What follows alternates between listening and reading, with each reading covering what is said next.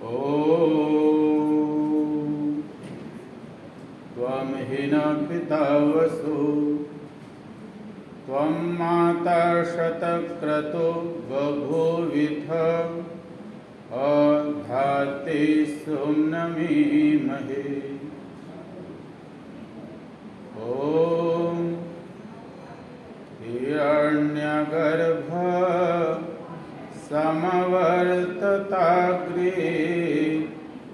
भूतस्य जातः पतिरेक आसीत् स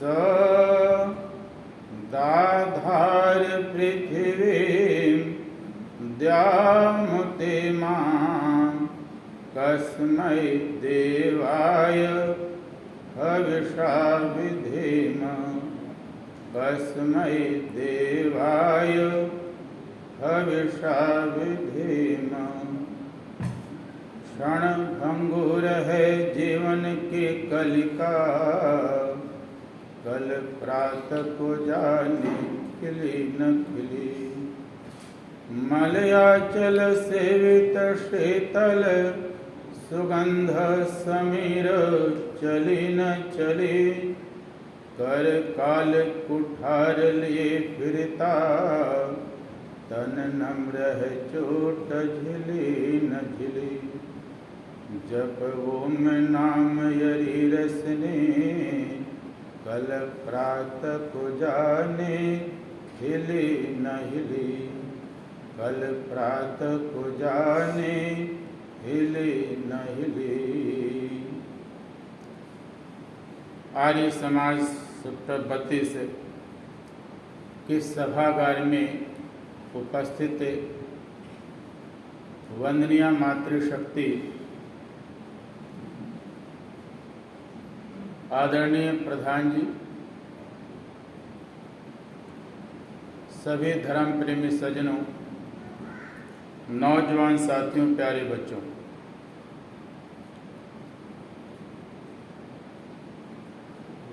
आज सत्संग के माध्यम से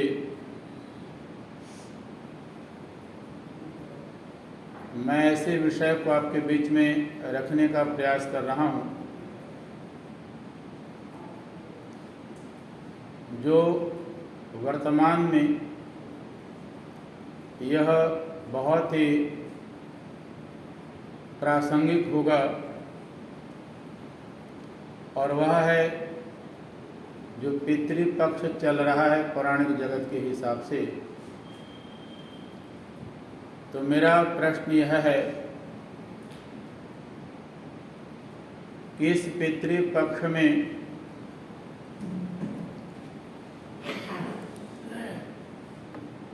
श्राद्ध और तर्पण सब बहुतायत में कर रहे हैं, तो श्राद्ध और तर्पण होना चाहिए या नहीं होना चाहिए, और होना चाहिए तो कब होना चाहिए, और नहीं होना चाहिए तो क्यों नहीं होना चाहिए।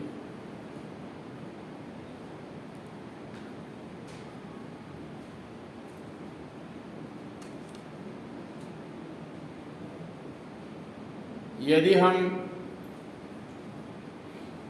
शास्त्रों की बात करते हैं तो शास्त्र में निषिद्ध और विहित कर्म का संदेश दिया जाता है, और जिस संदेश के माध्यम से न केवल मनुष्य बल्कि प्राणी मात्र का भला किया जा सकता है। क्या करना चाहिए क्या नहीं करना चाहिए, यह सब वेद आदि शास्त्रों में बहुत स्पष्ट रूप से है। तब यह प्रश्न उठता है कि श्राद्ध और तर्पण हमें करना चाहिए या नहीं करना चाहिए। वेद इस संदर्भ में क्या कहता है?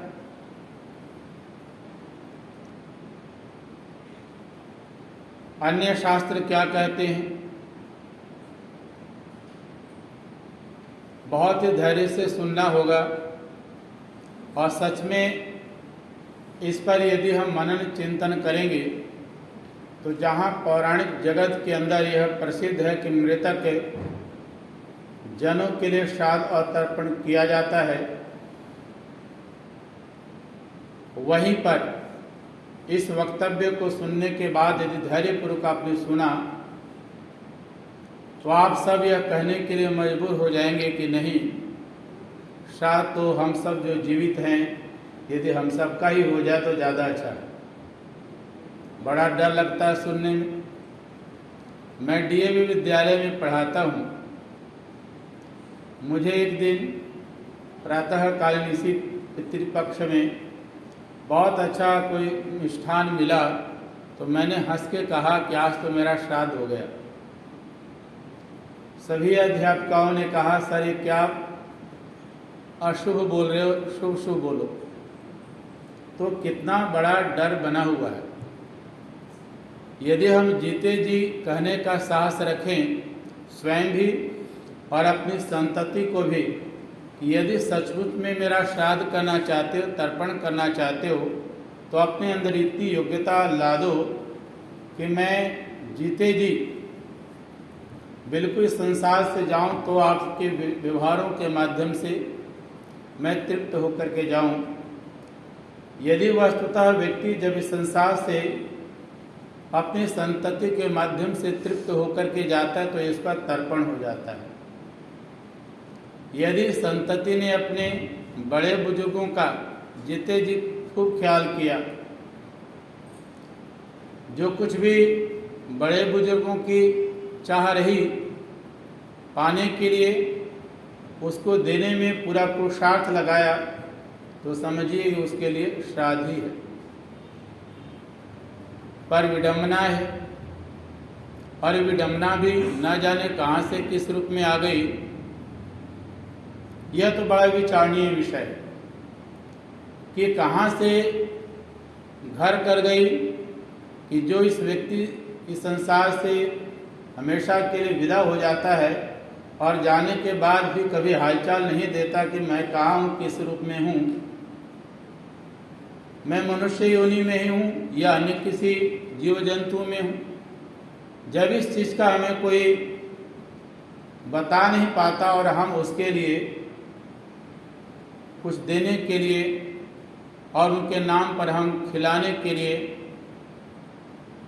तैयार रहते हैं, और तैयार भी कब, जब ये पितृपक्ष वर्ष के 15 दिन होते हैं, बाकी वर्ष भूल जाते हैं।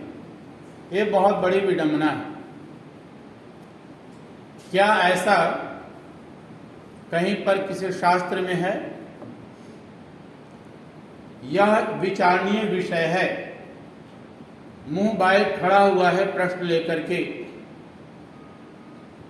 पूरे पौराणिक जगत के सामने भी मेरा एक प्रश्न है। अगर इस प्रकार का सच में है तो इसका पूरा प्रसार होना चाहिए। कोई भी कार्य संसार के अंदर डर करके ना करें, नहीं तो वो आप गड्ढा में आपको ले जाएगा।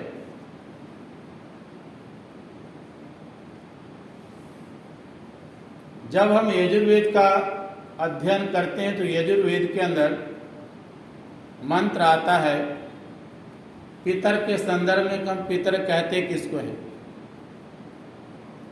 क्या जी पितर हम जीवित के लिए प्रयोग करते हैं या मरे हुए के लिए प्रयोग करते हैं? आम लोक भाषा के अंदर, रूढ़िवादी परंपरा के अंदर तो जो है मरे हुए के लिए प्रयोग किया जाता है, जीवित के लिए नहीं किया जाता है। पर हम वेद को जब हम पढ़ते हैं तो वहां पर आता है ओम आधत पितरो गर्भम कुमारम पुष्कर स्रजम यतेह पुरुषो सत। यह मंत्र क्या कह रहा है? आधत पितरो, हे पितर। पितर का मतलब यहाँ है कि विद्या की जो शिक्षा देने वाले हैं। और विद्या की शिक्षा देने वाले कौन हैं? आचार्य हैं, गुरुजन हैं, माता पिता भी हैं। तिनको संबोधित करते वेद के माध्यम से कहा जा रहा है हे पितरों, आधत पितरो गर्भम कुमारम। पुष्कर स्रजम यथेह पुरुषो सत।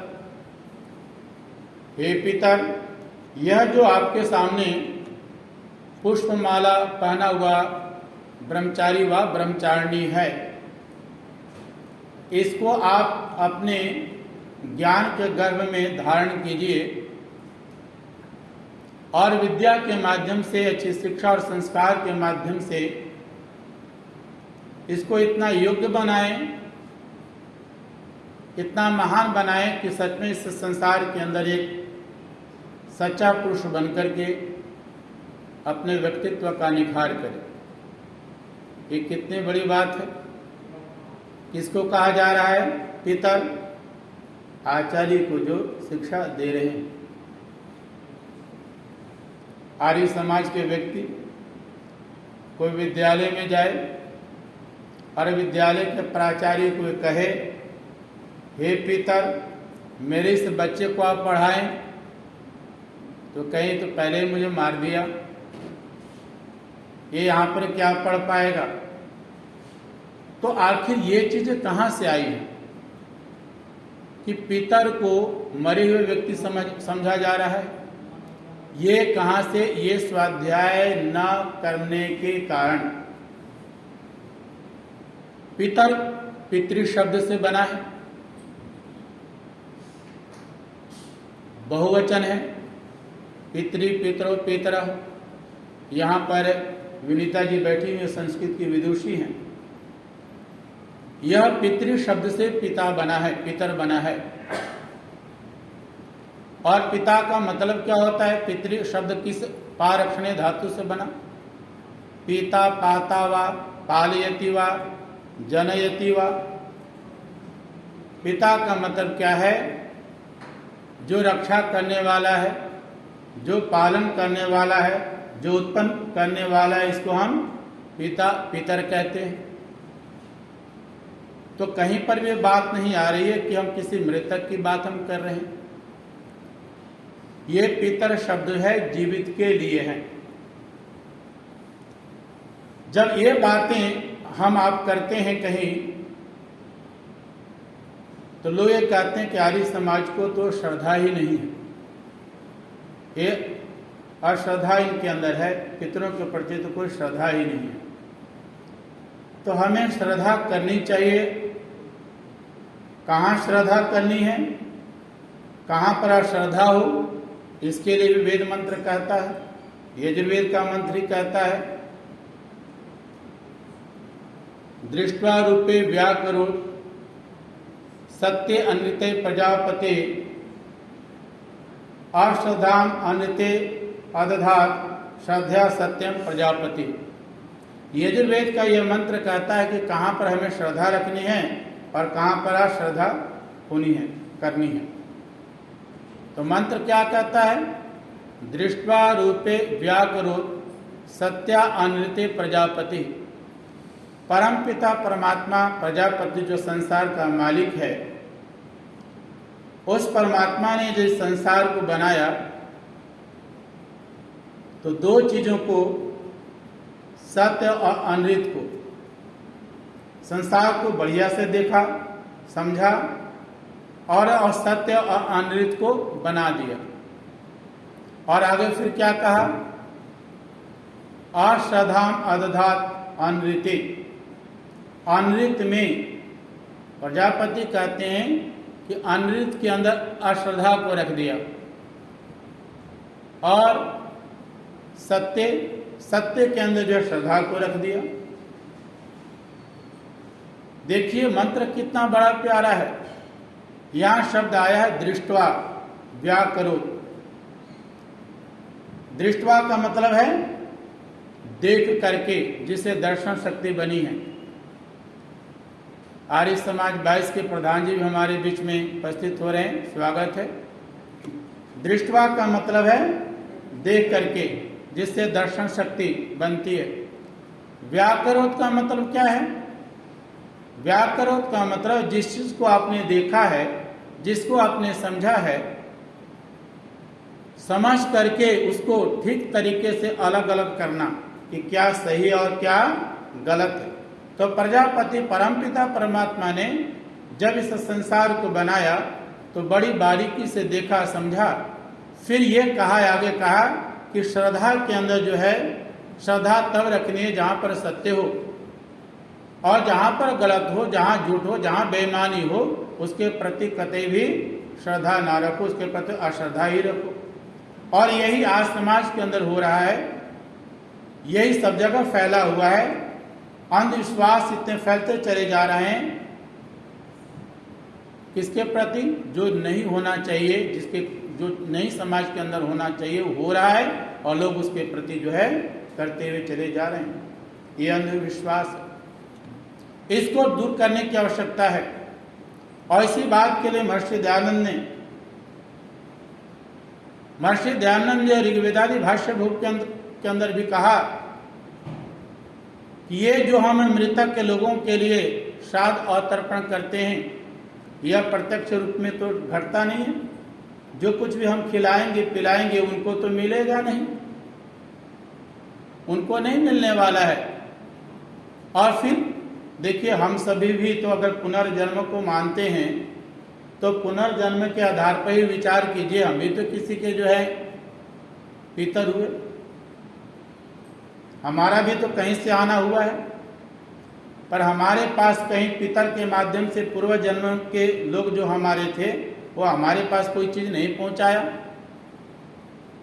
अगर पिछले आए हुए चीजों से आप तृप्त हैं खा पी करके, तो बताइए, ऐसा देखने को नहीं मिलता।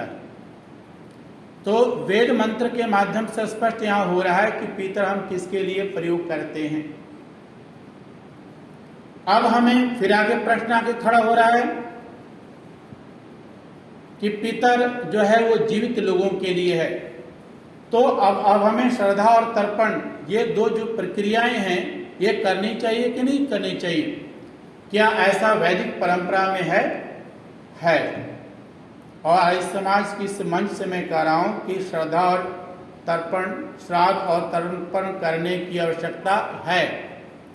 आइए मनु महाराज क्या कहते हैं? ऋषि यज्ञम देव यज्ञम भूत यज्ञम च सर्वदा नृयज्ञम पितृयज्ञम यथाशक्ति नहापये। मनु महाराज कहते हैं, यहाँ पितृयज्ञ कहते हैं। 5 प्रकार की यज्ञ आए हैं, और 5 प्रकार की यज्ञ को करने के लिए कहा ये नित्य करणीय हैं। चाहे वो ब्रह्म यज्ञ हो, देव यज्ञ हो, पितृयज्ञ हो, अतिथि यज्ञ हो, बलिवैष्णव देव यज्ञ हो। तो यहाँ पर पितृयज्ञ हैं। पितृयज्ञ क्या है? पितृयज्ञ के 2 विभाग हैं। एक विभाग श्राद्ध है, दूसरा है तर्पण। तो श्राद्ध और तर्पण करने चाहिए। ये कौन सी किस में आएगा? पितृयज्ञ के अंदर आएगा। अब कब करने चाहिए? पितृपक्ष में, भाद्रपद के पूर्णिमा से लेकर के आश्विन के अमावस्या तक। केवल 15 दिन करणीय है? नहीं, मनु महाराज कहते हैं हर रोज करणीय है। ये श्राद्ध और तर्पण हर रोज करणीय है। हरे के बच्चे अपने माता पिता बड़े बुजुर्गों का जिनसे शिक्षा प्राप्त की है, इन सब का ख्याल करना प्रारंभ कर देवे तो समाज के अंदर किसी भी प्रकार से जो है बड़े बुजुर्ग परेशान नहीं होंगे, खुश होंगे। अब इस बात को हम आचार्य यास्क से पूछते हैं, उन्होंने क्या लिखा है? आचार्य यास्क श्राद्ध के बारे में क्या लिखते हैं? श्रद्धया दीयते यस्मात् तस्मात् तश्राद्ध। जिस किसी को भी श्रद्धा से जो कुछ भी हम देते हैं वह श्राद्ध कहलाता है। अब श्रद्धा से देना किसको है? कौन जो चीज हम देंगे उसको स्वीकार करेंगे। अगर ये अभी हम कहते हैं कि जो जा चुके हैं वो स्वीकार करेंगे, तो इस बात का यहाँ खंडन किया जाता है। कैसे खंडन किया जाता है? यह हम सबका जो शरीर दिखाई दे रहा है, शरीर के 3 रूप हैं बंधु, स्थूल शरीर, सूक्ष्म शरीर और कारण शरीर। जब स्थूल शरीर से आत्मा निकल के जाती है तो सूक्ष्म शरीर में जाती है, और जो कुछ भी खिलाना पिलाना होता है वो स्थूल शरीर को खिलाना होता है, सूक्ष्म शरीर को खिलाने की आवश्यकता नहीं है।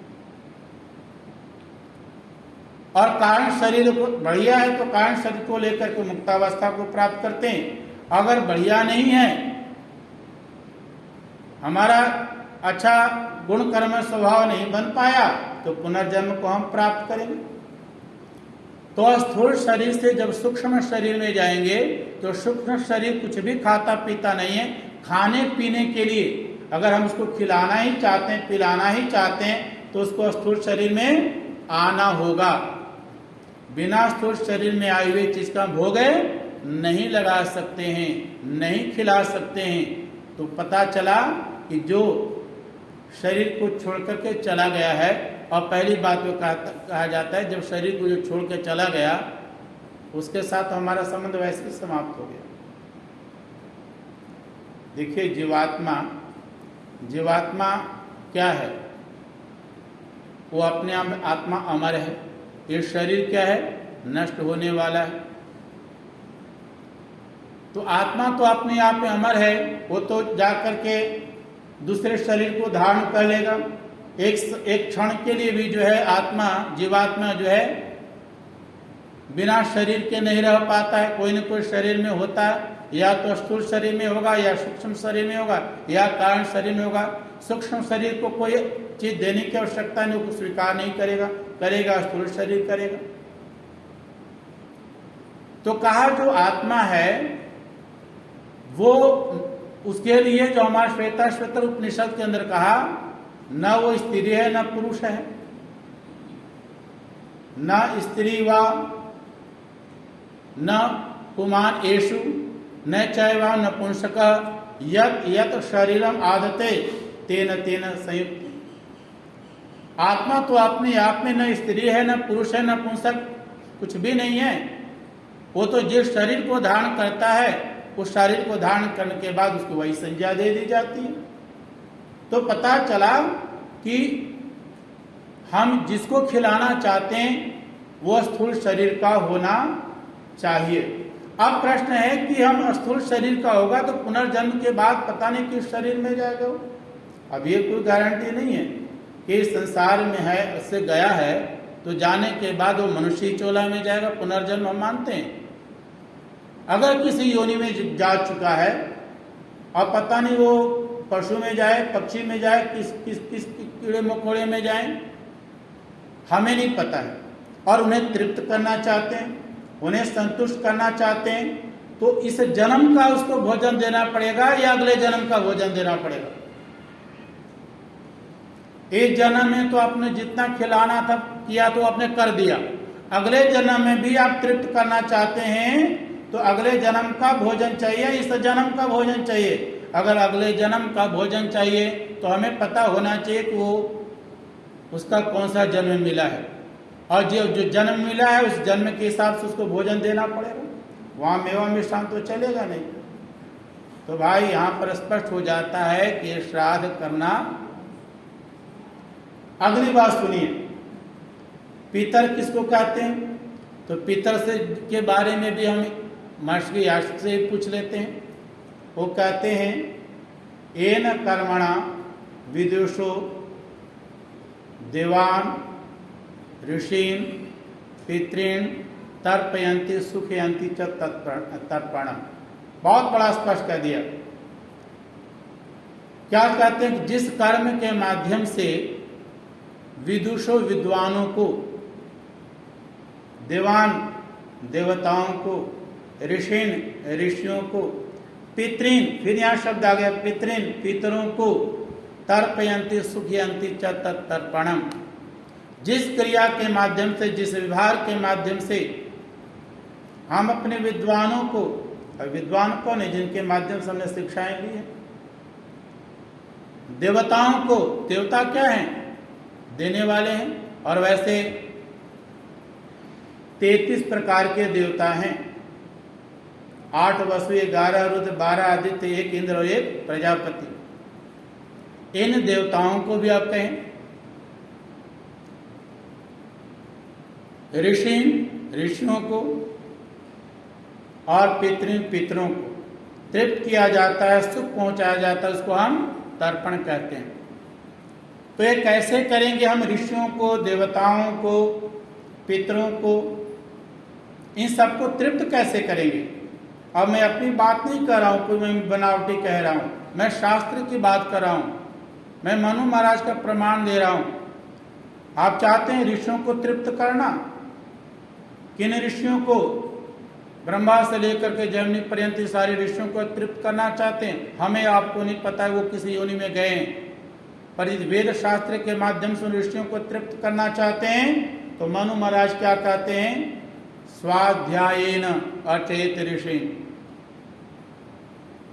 वो ऋषि तृप्त हो जाएंगे, संतुष्ट हो जाएंगे, बस जिन शिक्षाओं को उन्होंने ली थी, जिन शिक्षाओं को उन्होंने दी थी, जिनका उन्होंने स्वाध्याय किया था, उसका स्वाध्याय आप भी करना प्रारंभ कर दीजिए। वेद आदि शास्त्रों को ठीक ठीक तरीके से पढ़ना प्रारंभ कर दीजिए, अंधविश्वास से बचना प्रारंभ कर दीजिए, ऋषि लोग तृप्त हो जाएंगे। देवताओं को आप तृप्त करना चाहते हैं? होमय देवान यथा विधि, यज्ञ आदि के माध्यम से सभी प्रकार के देवता जो तृप्त हो जाते हैं। इसलिए सभी प्रकार के कर्मों में यज्ञ को सबसे श्रेष्ठ कर्म कहा गया, श्रेष्ठतम। और लोग कहते हैं आर्य समाज के लिए जो है देवता देवी को मानते ही नहीं, मानते हैं। 33 प्रकार के देवता हैं, 8 वसु, 11 रुद्र, 12 आदित्य, 1 इंद्र और 1 प्रजापति।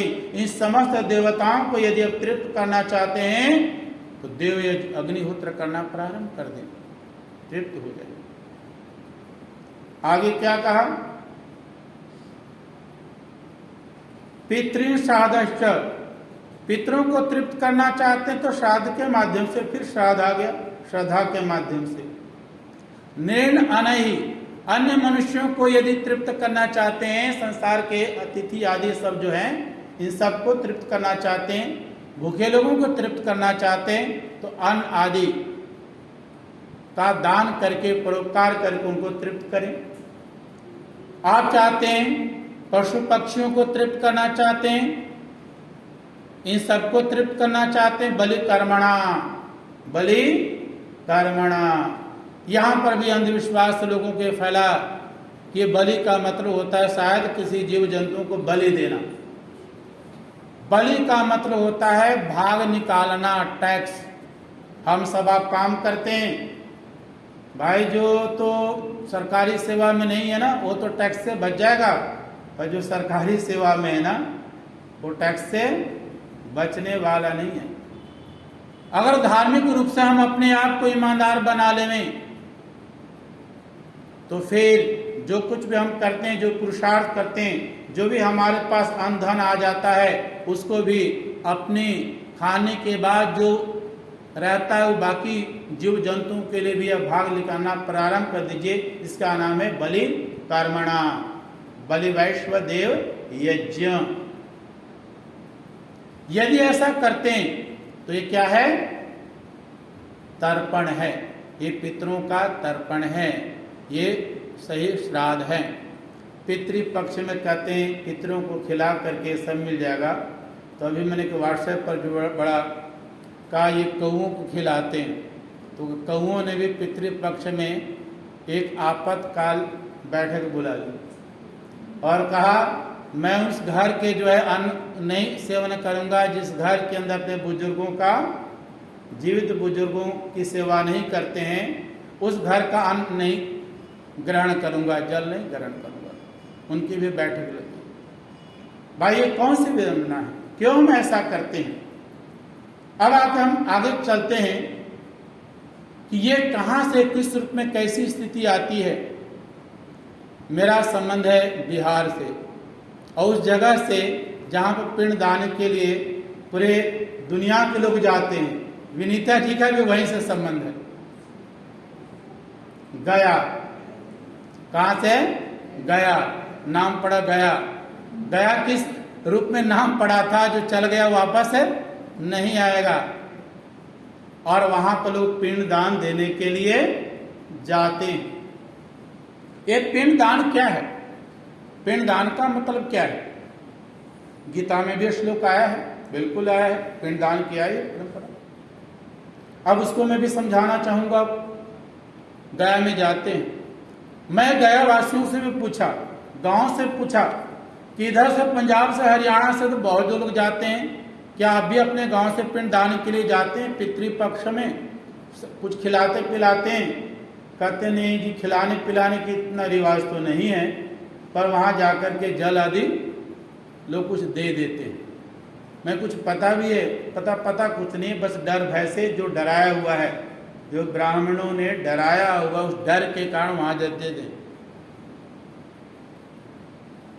पितर का शब्द का प्रयोग गीता में कहाँ आया?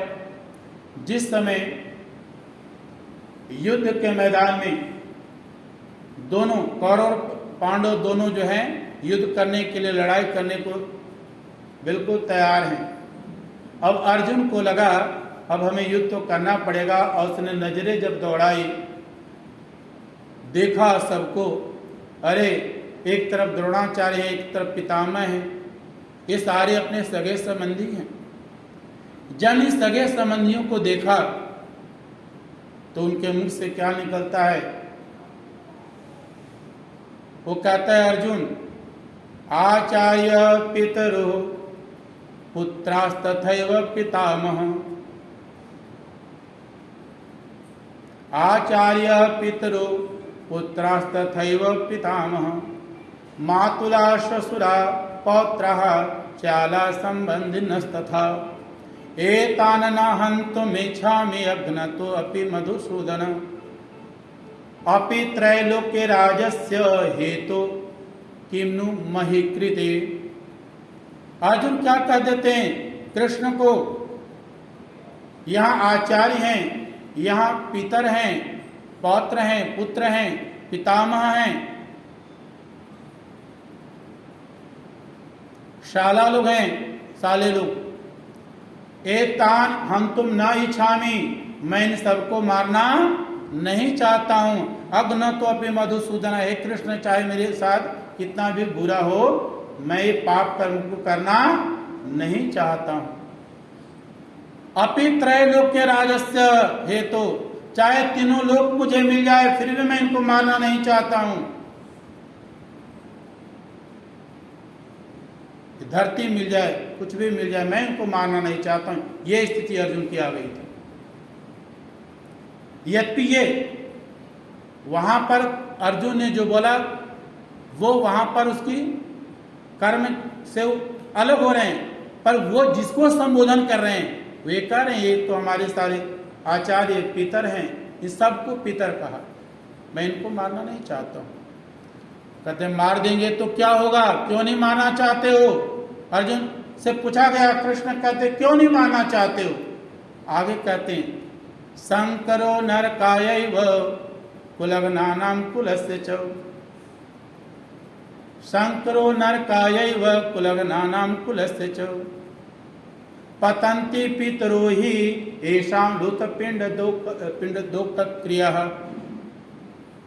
अब देखिए यहाँ पर क्या कहते हैं, अगर इन लोगों को मार दिया गया तो इनकी जो महिलाएं हैं, इनकी जो पत्नियां हैं, वो क्या हो जाएंगी? विधवा हो जाएंगी। फिर इनका संबंध आने वाले संतति के लिए, कुल परिवार को चलाने के लिए कैसा, किसके साथ संबंध बनेगा? और जो संबंध बनेगा उससे जो संतति होगी वो क्या? संकर वर्ण कहलाएगी। और ऐसी जब संतति होगी तो अपने पितरों का ख्याल नहीं करेगी।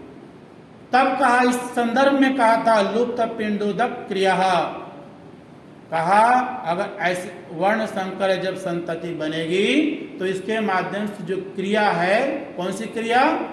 पिंडोदक, पिंड कहते हैं भोजन को, भाग को कहते हैं, उदक कहते हैं जल को कहते हैं। भोजन की और जल देने की जो बुजुर्गों की क्रिया है, जो वर्तमान में होनी चाहिए, वो नहीं हो पाएगी, क्योंकि ये संतति जो है अपने पितरों के प्रति जो है ये श्रद्धा नहीं रख पाएंगे।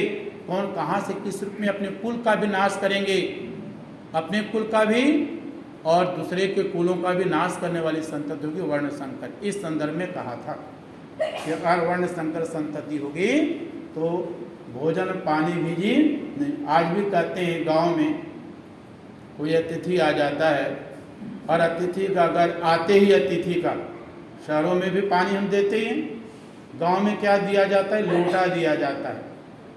तो हम मगही समाज से मेरा संबंध है, वहाँ कहा जाता है घर अपने अतिथि घर में कोई गया, कहते हैं वहाँ लोटा पानी न मिलता हुआ। लोटा पानी का मतलब है आपका सम्मान, और सच में जिसको सम्मान नहीं करना होता है वो सबसे पहले इसको छीन लेता है। वो पूछेगा नहीं, लोटा पानी नहीं दिएगा तो अतिथि वहाँ से भागने को सोचेगा, समझ जाएगा यहाँ पर मेरा सम्मान होने वाला नहीं है। ये थी स्थिति। इस चीज को हमें समझना है कि जो वहाँ पर पिंड की जो वही चीज को आज भी पौराणिक जगत के अंदर जो इस व्यक्ति संसार से चला जाता है तो क्या किया जाता है? श्मशान भूमि के अंदर जो सही रूप संस्कार करना है, संस्कार करने की जो विधि विधान है उसको तो भूल जाते हैं और पिंड दान करते हैं। पिंड दान में क्या? आपसे आटा मंगवाया जाता है, उसको गोला किया जाता है, मंत्र पढ़े जाते हैं और उस पर डाल दिया जाए, जो हो गया जी वो खा लिए। इस चीज से बचना, इस परंपरा से बचना है। और आचार्य चाणक्य भी क्या कहते हैं? आचार्य चाणक्य से पूछ ले तो उन्होंने पितर किसको कहा है? आचार्य चाणक्य कहते जनिता चोपनिहिता च यस्तु विद्याम प्रयच्छति अन्नदाता भयत्राता पंचेता पितर स्मृतः। आचार्य चाणक्य क्या कहते? जन्म देने वाला, उपनयन संस्कार को कराने वाला, श्रेष्ठ विद्या को देने वाला, अन्न को देने वाला और भय से डर से बचाने वाला, ये 5 प्रकार के पितर हैं। अब लोग कुछ कहते हैं पुराणों में आया है, श्राद्ध और तर्पण पुराणों से लिया जाता है। तो लीजिए ब्रह्म वैवर्त पुराण में क्या कहा गया है? पितर किसको कहा गया है? 7 प्रकार के पितर वहां बताए गए। अन्नदाता, ज्ञानदाता च, कन्यादाता, अन्नदाता, ज्ञानदाता, भयप्रदम, जन्म दो, मंत्र दो, ज्येष्ठ भ्राता च पितरः स्मृतः। एक ब्रह्म वैवर्त पुराण में 7 प्रकार के पितर बताए गए हैं। कन्या का दान देने वाला, अन्न का दान देने वाला, ज्ञान का दान देने वाला, भय से बचाने वाला, जन्म देने वाला, मंत्र देने वाला, और जो बड़ा भाई है उसको भी पितर कहा गया है। तो भाई साहब कहीं से भी तो पितर मरे हुए के आ नहीं रहा है। भविष्य पुराण के अंदर क्या कहा गया? वहां पर भी पितर का संबंध कहा गया। पितर का जो करते हैं, पितर के मरे हुए के जो करते हैं ना, खिलाते हैं, उसके लिए क्या कहा गया है भविष्य पुराण के अंदर? मृतान मधु मांसम च यस्तुम जन्मिथ ब्राह्मण स तृणहन्य सेवेदात हम। ऐसा कुछ मंत्र आया है, उसमें कहा कि ब्राह्मण लोग जो मृत लोगों का भोजन, अन्न आदि का सेवन करते हैं, शराब आदि का सेवन करते हैं, वो 3 रात्रि पर्यंत उपवास करे और 1 दिन पानी में खड़ा होकर के प्रायश्चित करे, तब ब्राह्मणों को जो है मोक्ष मिलेगा। इतना बड़ा मतलब दंड व्यवस्था दी गई है, पुराण के अंदर भी कहा गया है। तो कहाँ पर आया, कहाँ से आई है? पता चलता है कि हमारी आपकी कमी है, हम स्वाध्याय से वंचित होते चले जा रहे हैं, सही रूप से स्वाध्याय नहीं कर पाते, वेदांत शास्त्र को नहीं पढ़ते हैं, इसलिए रूढ़िवादी परंपराएं हमारे बीच में आती चली जा रही हैं। मैं निवेदन करना चाहता हूं कि हम अपने स्वाध्याय को इतना मजबूत करें कि कोई हमें ठगना चाहे तो हम न ठगे जाएं, गलत तरीके से हमें कोई उलझाना चाहे हम न उलझें, और नहीं तो ये समाज के अंदर तो ऐसी स्थिति होती चली जा रही है। और हुआ यही था कि जब महाभारत जैसा युद्ध हुआ और सारे लोग पढ़े लिखे लोग मारे गए, तो फिर वेद की परंपरा वो लुप्त होती चली गई, और जो लुप्त होती चली गई तो जो सही शिक्षा होनी चाहिए उन सारी शिक्षाओं से हम वंचित हो गए। जब महाभारत हुआ था, उस महाभारत के लोग कितने मारे गए थे? 47,23,420 लोग ऐसे मारे गए थे। इतना बड़ा भयंकर युद्ध हुआ था। और आज भी यदि हम सत्य विद्या से वंचित हो गए, वेद आदि शास्त्रों से वंचित हो गए, उपनिषदों से वंचित हो गए, तो समाज के अंदर वही रूढ़िवादी परंपरा और फिर ना जाने किस किस प्रकार से हम ठगे जाएंगे, कुछ पता नहीं चलता। तो कवि ने कहा ना,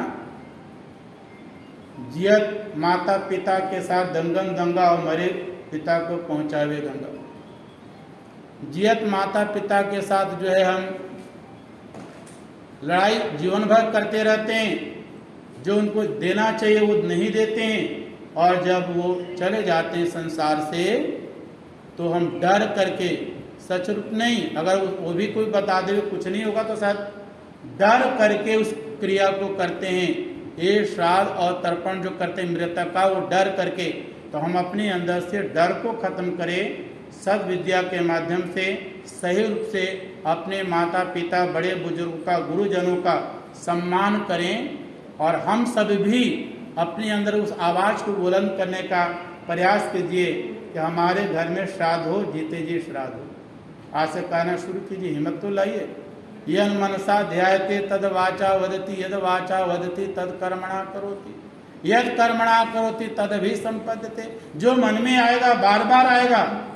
आप जिस समय मन में हौसला आ गया, मेरे जीते जी जो है श्राद्ध हो, अगर हिम्मत है तो करो, मरने के बाद तो पता नहीं कोई देखेगा। और बिहार क्षेत्र में तो भोज बहुत जबरदस्त करवाया जाता है, कितने तरह के मेवा मिष्ठान खिलाए जाते हैं। जीते जी खिला देंगे तो पता भी चल जाएगा, मरने के बाद तो पता नहीं मुझे हुआ कि नहीं था। मैं कई बार गांव में जाता हूं, जो बुजुर्ग हो चुकी हैं, मैं कई बार कहा करता हूँ, दादी श्राद्ध कर दूं, कहता वही मार दल। मतलब श्राद्ध करने का मतलब मार दिया, ये माना जाता है। इस चीज़ को खत्म करना है, समय हो चुका है। चूँकि मुझे 12 बजे कहीं पहुंचना है, तो मैं आप सबसे क्षमा चाहूँगा, अधिक समय अब नहीं लूँगा, और सबका मैं पुनः अभिनंदन करता हूँ। सबने सुना है। ओम इति, धन्यवाद।